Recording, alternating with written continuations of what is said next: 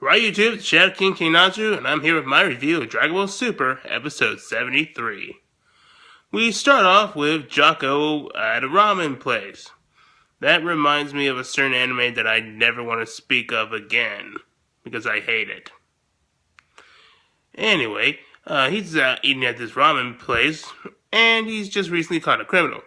The ramen chef says that he should probably be more focused on getting that criminal to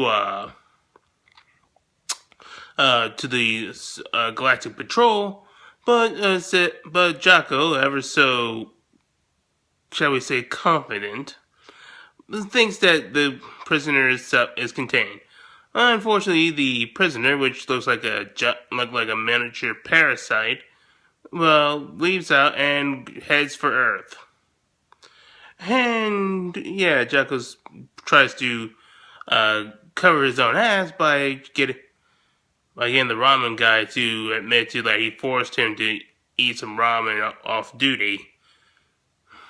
But the ramen guy says that if he tries that, he'll press charges.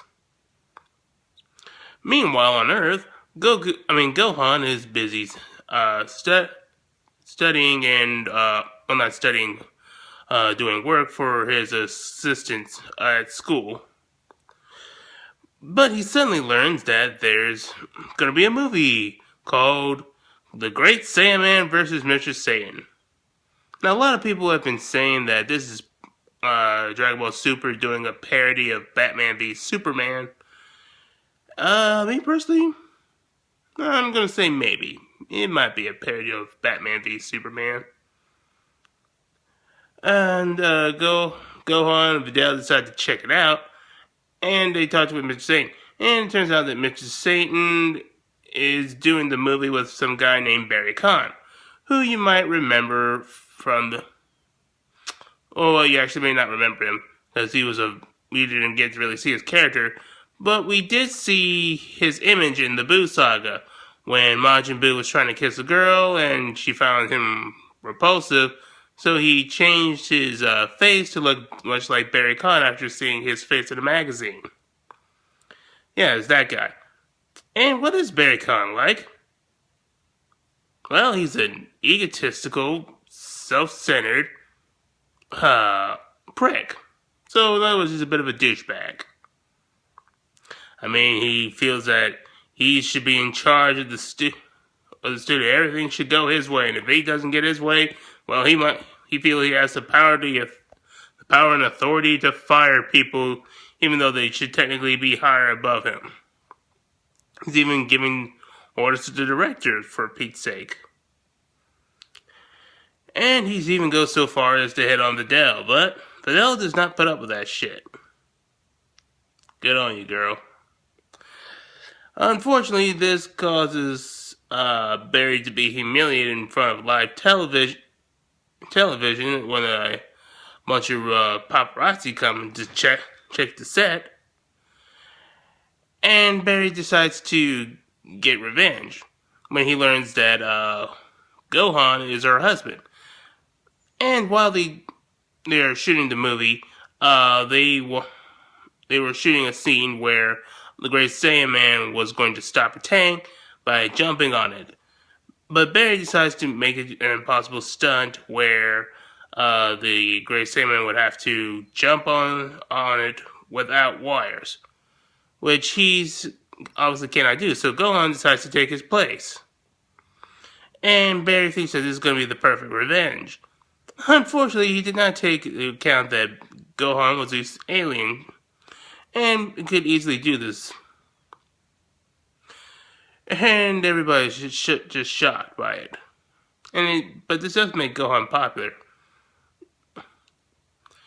And meanwhile, we get even more references to the Buu saga when the two robbers that Gohan fought when he was back in his early days as the Great Saiyaman decided to rob a bank, and Krillin's there to stop him. Only for Gohan to get in the way and have a pile of wall topple over Krillin. You figure he'd be a bit more durable than that, but whatever. Unfortunately for Gohan, that parasite, I think his name was Wadagash, uh, latches on to one of the criminals, and it powers him up to where he can contend with Gohan. And yes, I am aware that this is similar to Baby from GT, but I hate everything, all the sagas in GT, so let's not talk about it. So anyway, Wadagash fights Gohan, but Gohan manages to get the upper hand on Wadagash, and was prepared to fire a Kamehameha, but felt that that might not only harm the person, it might also expose his identity even further. And he just has to do a great Saiyaman beam, which is pretty much just like a finger beam. I don't care if it did expose your identity. At least the Kamehameha would have left more impact.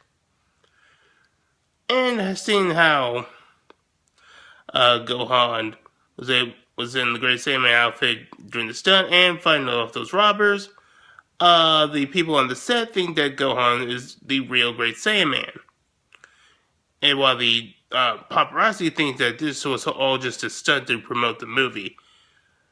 And fortunately, Bulma, with her quick thinking, manages to cover up that this was just a costume that Gohan borrowed. And he's not actually the real Great Saiyaman. Unfortunately, however, when they were talking about Gohan sharing gratitude for Bulma covering his ass, the idol that was supposed to be the love interest hears about this and decides that she's going to use this to get favors from Gohan, like flying around across the city. I feel like we've been here before. Have we been here before?